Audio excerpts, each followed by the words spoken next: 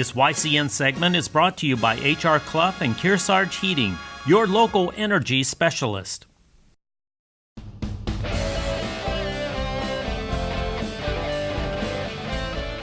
Welcome back, YCN Sports Talk. Jeremy Stout, Dustin Ribellini, and we are here at Salt Hill Pub in West Lebanon, and they have brought us, once again, more food.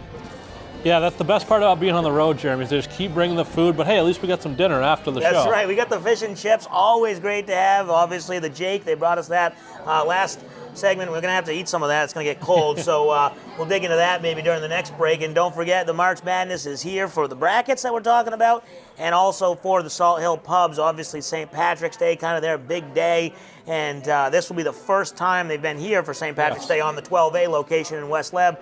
And we got all kinds of stuff. First pint is at 9 a.m.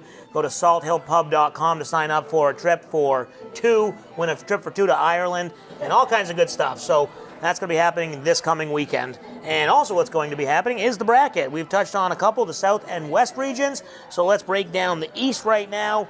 We talked about it, Villanova, the class of probably the tournament. I know Virginia's an overall number one seed, but Villanova, this bracket, looks to set up pretty nicely for them to cruise to at least the finals. Yeah, we talked earlier in the show, and I think they are the easiest road for the number one seeds. Now, no team's just going to walk through the tournament. There's going to be stumbling blocks, challenges, tough games.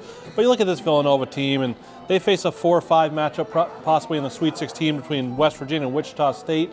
Two teams that I just don't think have what it takes to pull an upset like that. And then I think they have the weakest number 2 seed in Purdue. Mm-hmm. So I think Villanova's the heavy favorite in the East region. Yeah, the West Virginia and Wichita State matchup, as you mentioned, if that does happen, the winner facing Villanova, it just doesn't the teams don't overwhelm you. Right. I mean, obviously West Virginia with their press and their defense it does. But other than that, if that press isn't on or if you're able to break the press, I just don't think they have enough really in the tank. And the Wichita State team, hey, they've made the tournament 7 or 8 straight years now. They're a good team. But I just don't buy into those teams on that top half of that bracket. And then, like you said, that bottom half, once again, Big Ten, how much do we trust them? Purdue, once again, another team. We saw it last year when they played UVM. They're a good team, but they're not going to surprise anyone and really excite anything. Yeah, they're better this year than they were last year. I just don't think that they're on the caliber of some of these other teams. I think Texas Tech is a better team than Purdue, seated below. We could see that matchup. Maybe we'll see what happens. But I think Villanova overall, heavy favorite in this region and in the NCAA tournament is a favorite. All right, so once again, we go through who is the non-chalk play, that 5 or 6 or 7 team. That could make some noise. I mean, a lot of those teams we just touched on, West Virginia, we don't think that could happen, but could it be on Arkansas maybe? Maybe a Florida, they're a team who, if they get hot, they can shoot. Maybe they can do something.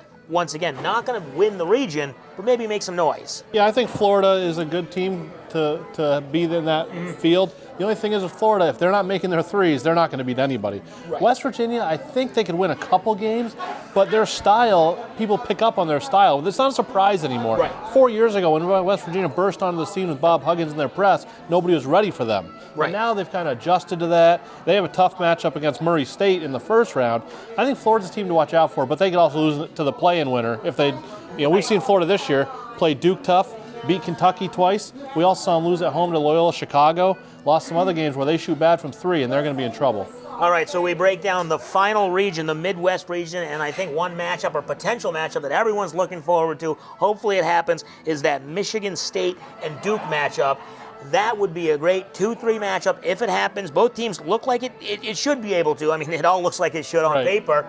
That's going to be a good matchup if it happens. If they play, that's probably the premier matchup of the tournament to that point. You got 2 teams played already this year, played early in the year. Duke beat Michigan State, I think, in the second game of the season. Again, Michigan State, the one thing I caution about the Michigan State, and they could prove us wrong, they could win the whole thing. Right. They're 2-4 against teams in the tournaments. They only played 6 games against teams that are in this field right here, and only won 2 of them, where Duke played 14, and they were 9-5 in those games. So I think Duke would have the upper hand there, but Michigan State's a very, very good team.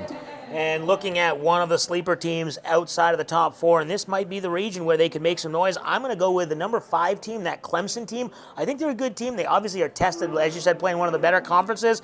They have that matchup against Auburn, potentially, the 4-5. They could make some noise. Obviously, they got to play Kansas. Kansas, maybe not as good as they have been in the past. I say Clemson. Well, Kansas, we did see them run through the Big 12 tournament, played really well there. Right, that's but yes, for sure. Kansas is a team that always slips a little bit. I do like Clemson as well in this bracket. I'm not saying they're going to get get all the way to the Final Four, Right. but I think they will get to the Sweet 16 because Auburn's down. Don't overlook College of Charleston beating Auburn, but Clemson's a proven team in the ACC. Played Virginia tough in the ACC semifinals. I do like that Clemson pick.